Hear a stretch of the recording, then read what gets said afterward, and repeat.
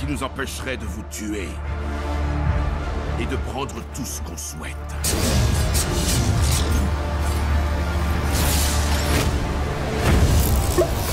Bonjour à tous, c'est Antoine et on est là pour parler aujourd'hui avec joie et allégresse du livre de Boba Fett, la dernière série en date dans l'univers de Star Wars sur Disney+. Pour préciser, à l'heure où on enregistre cette vidéo, on a vu seulement les 4 premiers épisodes de la série, donc de toute façon ce ne sera pas une critique globale du livre de Boba Fett, mais plus une réflexion autour de la proposition de la série, de sa réception actuelle, mais aussi des promesses que ça apporte pour l'univers de Star Wars en série. Donc je pense que c'est déjà important de revenir un peu à l'origine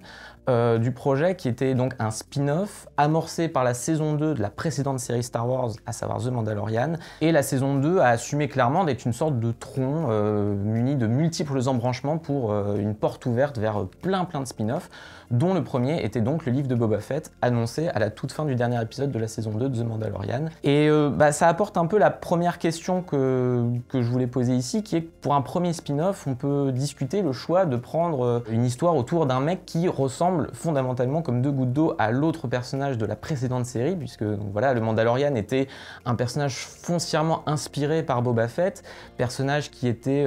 non seulement extrêmement culte auprès des fans de la trilogie originale, mais qui a aussi rendu justement la caste des Mandaloriens assez cool, même s'il n'en est techniquement pas un, et ça a amené leur développement dans l'univers étendu, notamment à travers la prélogie. Donc d'une façon, c'est logique pour Lucasfilm de boucler la boucle, de créer une sorte de vase clos d'autoréférence, mais on peut se poser la question si ça reflète pas finalement un manque d'originalité et de prise de risque qui annonce déjà à sa manière une lassitude que Disney va vite imposer avec ses séries Star Wars, comme elle l'a déjà un peu fait avec les films de la franchise. Du coup, pour le moment, force est de constater que le problème, c'est que la série est quand même très ratée. Je le sais parce que du coup, c'est moi qui toutes les semaines écris pour Écran Large la critique du nouvel épisode, et c'est une souffrance de plus en plus à chaque semaine. Et je tiens à préciser que justement, c'est pas je pars pas avec un a priori plus que ça, puisque j'aime beaucoup The Mandalorian et que j'aime notamment beaucoup ce que Dave Filoni a pu faire sur les séries animées comme Clone Wars et The Bad Batch plus récemment. Donc je pense que ça mérite de s'interroger sur pourquoi c'est plus mauvais que notamment The Mandalorian, et je pense que la première problématique, c'est que Boba Fett, c'est une fausse bonne idée en soi.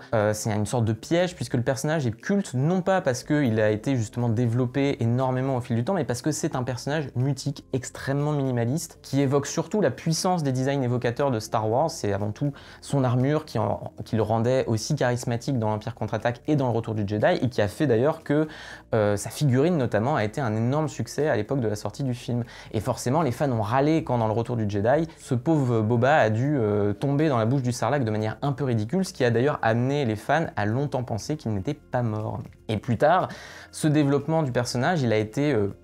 propulsé par Lucasfilm avec l'univers étendu et la prélogie, ce qui, je pense, était déjà une erreur, puisque du coup on apprenait que Boba était le fils de Jango Fett, donc le modèle des clones, et qu'il avait demandé à avoir justement un clone sans accélération de croissance, ce qui lui permettait de pouvoir avoir un fils à élever. Et donc Jango Fett était à l'époque incarné par Temuera Morrison, et donc en toute logique, Boba Fett est incarné par le même acteur aujourd'hui, et c'est là aussi un problème, puisque Temuera Morrison, c'est plutôt un bon acteur, mais il a quand même 61 balais, et ça se ressent dans la série, où non seulement il traîne un petit peu sa bedaine dans l'armure de Boba Fett, et du coup les scènes d'action elles sont globalement absentes, ou du moins très fainéantes en termes de fabrication, et ça l'amène à faire vraiment le minimum syndical, ce qui est assez embarrassant pour une série quand même de cet acabit. Et je pense aussi que du coup tout ce que je disais sur ce développement du personnage, ça amène aussi un autre problème, qui est que la série est dépendante à la fois des questions que les fans se posaient autour de Boba Fett et à laquelle on attendait les réponses, notamment sur le fait de savoir comment il est sorti du Sarlacc après l'épisode 6, mais aussi du coup de s'interroger sur la situation entamée par la saison 2 de The Mandalorian, qui était notamment la question de la perte de son armure qu'il devait récupérer en rencontrant Mando. Et en fait, la série, elle y répond pas vraiment à cette question-là, puisque du coup, elle se contente pour ça d'avoir une sorte de dichotomie en créant une double temporalité où Boba se retrouve dans une cuve de Bacta quasiment à chaque épisode pour se soigner du soleil de Tatooine, et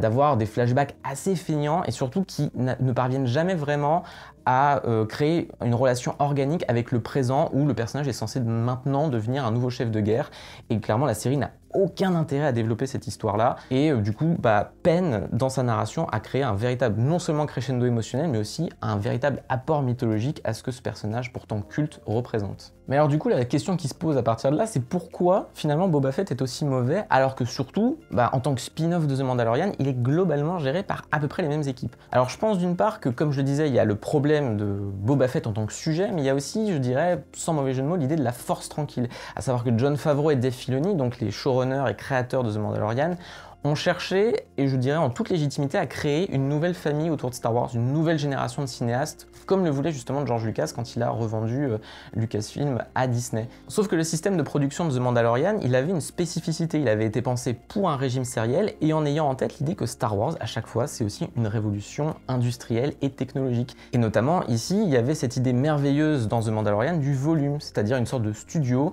avec des écrans LED et dans lesquels on pouvait du coup directement introduire des décors en images de synthèse, notamment faits à travers des moteurs graphiques de jeux vidéo, ce qui permettait de complètement repenser l'idée des effets visuels et notamment de la place du directeur de la photographie dans ce genre d'éléments. Une repensée totale de la manière dont on pense des décors, notamment de science-fiction, et ça c'est quelque chose que malheureusement Boba Fett, en comparaison, se contente de recycler, voire d'industrialiser sans trop réfléchir à la signification de ça. Et cette régression technique, on la ressent surtout par la présence de l'inénarrable Robert Rodriguez, qui du coup était déjà le réalisateur qui avait eu le devoir de ramener Boba Fett à la vie dans l'épisode spécial de The Mandalorian, et qui du coup est un peu la caution principale du livre de Boba Fett et son producteur également. Et bon, moi j'ai un gros problème, c'est que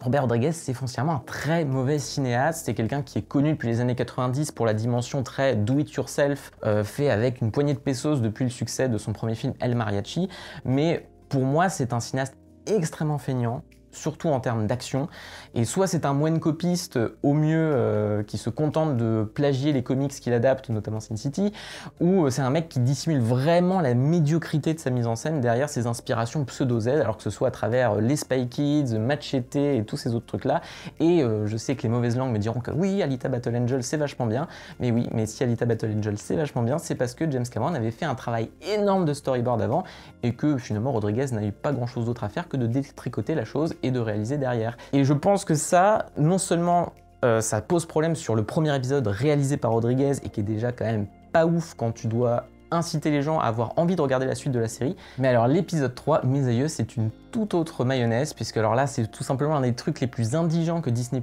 ait jamais produit. Le trauma principal de Boba Fett, à savoir le massacre du camp de Tusken qui l'a accueilli au début de la série, est bazardé alors en 2 secondes. Et il y a aussi évidemment cette incroyable poursuite en pétrolette de l'espace couleur Power Rangers qui est à pleurer de mollesse, et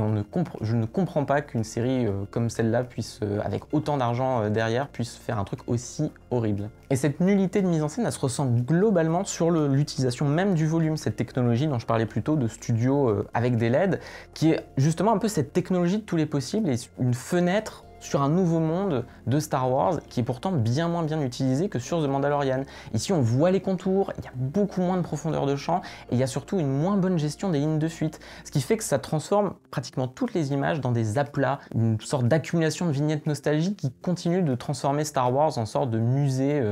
bêtement nostalgique et mortifère, qui n'a plus que le fanservice pour exister. Et on pourrait dire que je tape facilement sur Robert Rodriguez, mais justement, je n'ai jamais vu un tel écart qualitatif entre le premier épisode de Boba Fett, réalisé donc par Rodriguez, et le deuxième épisode, lui réalisé par la jeune réalisatrice Steph Green, une réalisatrice rompue à l'exercice de la série, puisqu'elle a notamment réalisé des épisodes pour Scandal, The Americans ou encore Watchmen, et c'est de loin le meilleur épisode de la série, puisqu'il fait, lui, des efforts en termes de scénographie, notamment dans une poursuite en train de l'espace dans le désert absolument magnifique,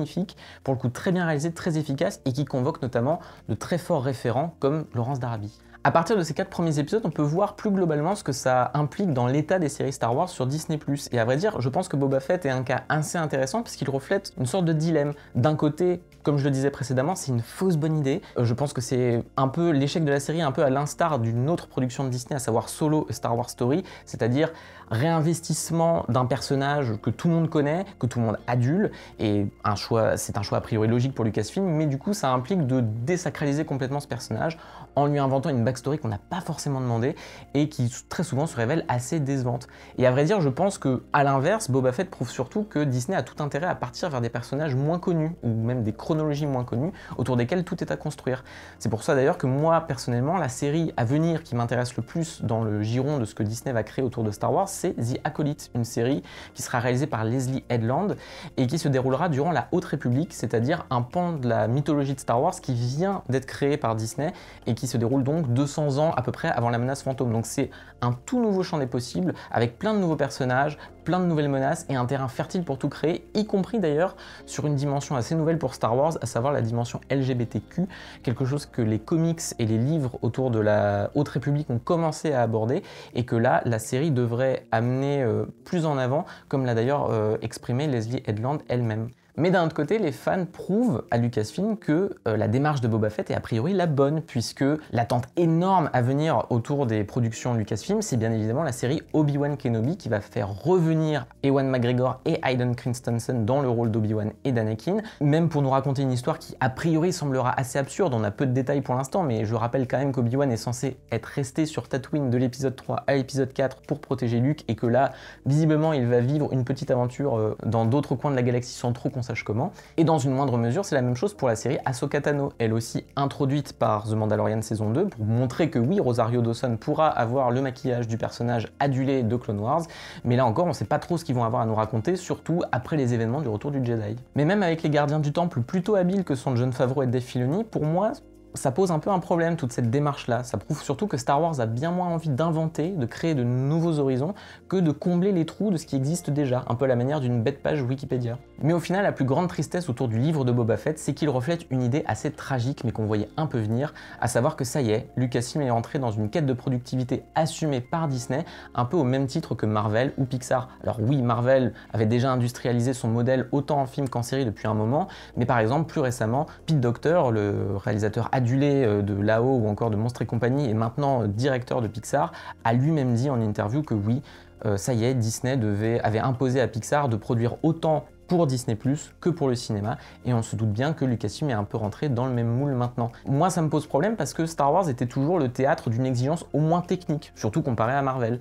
Et maintenant, on en viendrait presque, face à cette série absolument abominable, à baisser nos attentes et à juste espérer une série, à tant soit peu correcte en termes de fabrication, comme chez Marvel, et je pense quand même très sincèrement que Star Wars mérite un peu mieux que ça. Voilà ce qu'on avait à dire sur le livre de Boba Fett et ce que ça n'augure de pas très bon pour la suite de Star Wars en série. Point important, comme vous le savez peut-être, Écran Large et son équipe ont besoin de vous et de votre soutien pour vivre. Du coup, si vous voulez nous aider et que vous en avez les moyens, ce soutien il passe par un abonnement qu'on propose sur le site. Cet abonnement, en plus de nous aider financièrement, il vous donne le droit à plein de privilèges, comme celui d'accéder à des dossiers exclusifs qu'on posera pour les abonnés, qui sont souvent très fouillés, sur des films que l'on adore. Récemment, par exemple, j'ai moi-même écrit un dossier sur The Raid de Gareth Evans, qui non seulement revient dans l'actualité, donc ça tombe bien, mais en plus qui est un film fondamental des années 2010, et j'explique justement en quoi sa réception et sa mise en scène a permis au cinéma d'action de complètement évoluer dans les années 2010. Et dans un tout autre domaine, on a Requiem pour un massacre, qui a été écrit par Arnold Petit, qui explique pourquoi c'est un film de guerre absolument fondamental et pas à mettre entre toutes les mains. Le lien vers cet abonnement est en description de cette vidéo. Moi, je n'ai plus qu'à vous dire au revoir, abonnez-vous à Écran Large, soutenez-nous, faites-nous des bisous et à bientôt.